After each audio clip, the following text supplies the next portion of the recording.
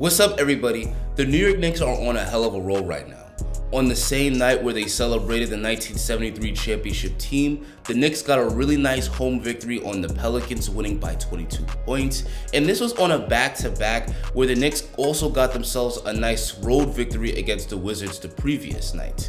The Knicks have now won their last 5 games in a row. They're just a half game away from the 5th-seeded Nets, and they're creeping up on the 4th-seeded Cleveland Cavaliers, only 2.5 games away. In this game, the Knicks really dominated from start to finish. As Clyde said during the game, the Knicks were the ones that were coming off the back-to-back, but it felt like they were the ones that was playing with a lot more energy. The Knicks led by 16 points at the end of the first quarter, and they never really looked back from there. The Pelicans never led at any point in this game, and I know the Pelicans haven't played well without Zion, but they still had Brandon Ingram and they still had CJ McCollum. So it's really nice to see the Knicks take care of business on their home floor. Julius Randle completely dominated in this one, dropping 28 points, and this is a night after he tied his career high of 46 points against the Washington Wizards. He started off the game really strong, scoring 16 points in the first quarter, and he's been starting off games really well all season, where he ranks 5th in the NBA in first quarter points per game. The fact that Randle tends to start off games really well really helps to set the tone for the Knicks and has been helping them to get off the strong starts. Since the All-Star break, he's shooting really well from downtown. He didn't perform too well during that three-point contest, but since the three-point contest, he's knocking down 12 of 24 from deep, which is 50%. Randle's three-pointers not only are coming off the catch, but a lot of these threes are also these tough contested step-back three-pointers, and he's been hitting them at a higher rate.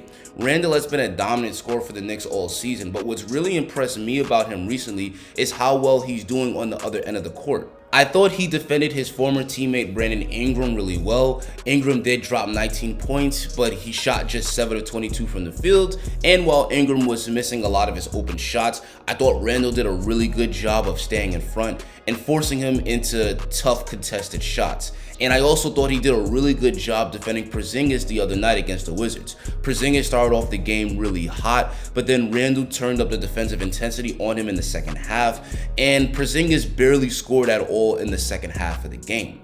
I always thought Randle had potential to be a great defender, but I felt that the effort wasn't really there. But now we're really starting to see Randle bring it on both ends of the court, and you just love to see it. Now let's talk about Rowan. He was the Knicks' second leading scorer tonight with 25 points, but more importantly to me was the fact that he had a season-high 7 assists.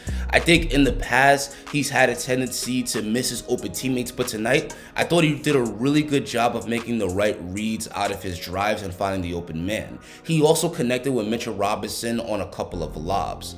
RJ also shot really well from deep, knocking down 4 of his 7 threes, and he really needed to have a game like this because he's been in a slump recently where in the month of February, he's only shooting 40% from the field and just 23% from 3, so hopefully he's going to finish the season strong.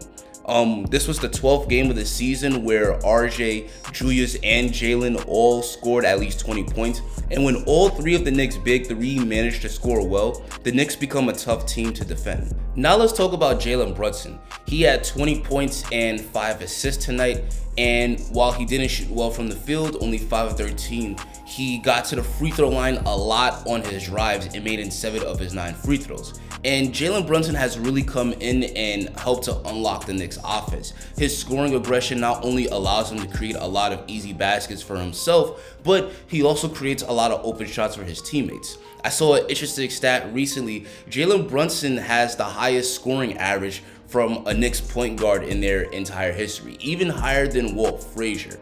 And I think this speaks to not only how dominant Jalen Brunson has been this season, but just how horrible the Knicks have been at the point guard position over the years.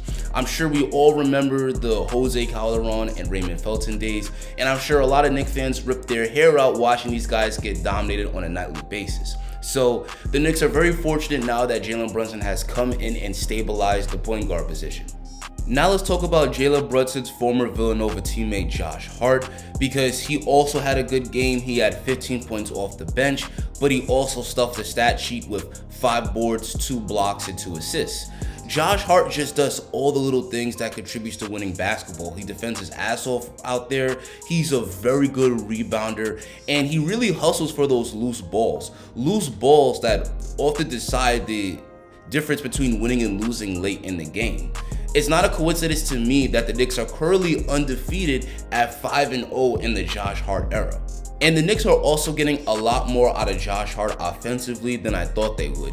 He's knocking down 62% of his three-pointers, and he's someone that can put the ball on the floor and finish for himself or create for others. There was a couple plays tonight where he got a rebound and took the ball coast to coast and either draw a foul or finish at the basket, and he has a really nice feel for the game.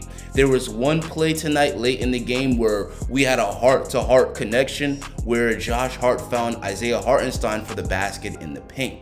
Josh Hart has just been an amazing pickup for the Knicks at the trade deadline, and at this point, the Knicks need to call the Nets and see if they could get Mikal Bridges and reunite that whole Villanova squad. But back on a serious note, I thought Mitchell Robinson played really well on his second game back from injury. He had a double-double tonight with 11 points and 13 rebounds. Mitch has really excelled on the offensive glass, and the work that he puts on those offensive boards creates a lot of extra possessions for the Knicks. He's also a really good play finisher where his size and athleticism allows him to finish those lobs and dunks. I wish the Knicks would look to find him more on those pick and rolls because I think he's definitely capable of scoring more than just 7 points per game.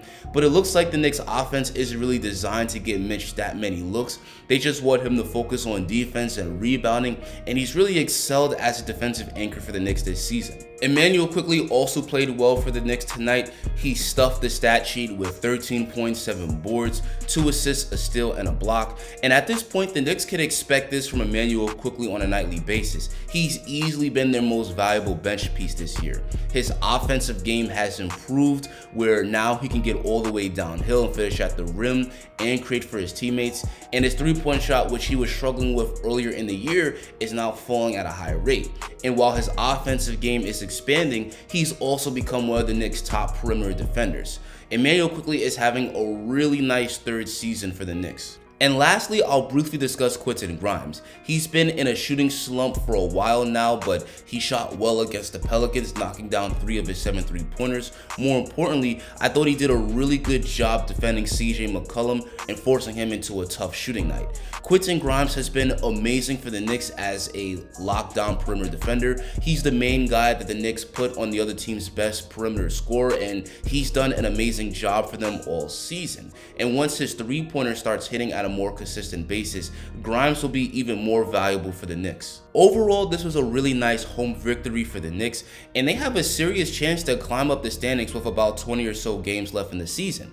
As I said earlier in the video, they're really close to the 5th seeded Brooklyn Nets, and they're closing in on the 4th seeded Cavaliers. Now, the Knicks are going to need those teams to lose some games in the home stretch of the season, but if the Knicks stay hot, they have a serious chance to go into the playoffs with home court advantage, which would be an amazing outcome because I'm sure few expected that. In my season preview video before the season started, I predicted that the Knicks will get 42 wins and finish as a 9 seed, and now the Knicks look like they have a chance to be a top 5 seed, so that's awesome.